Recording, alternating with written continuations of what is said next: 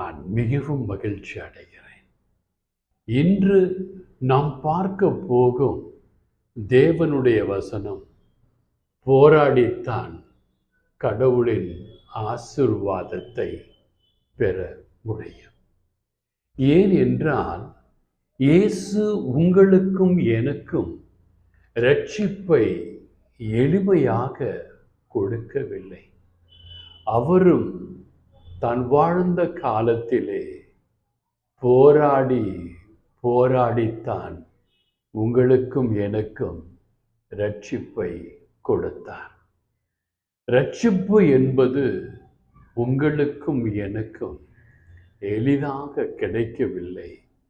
எனக்கு பிரியமான என் அன்பு சகோதரனே, சகோதரியே, எனவே நீங்க வாழ்க்கையில போராடிட்டு இருக்கீங்கன்னா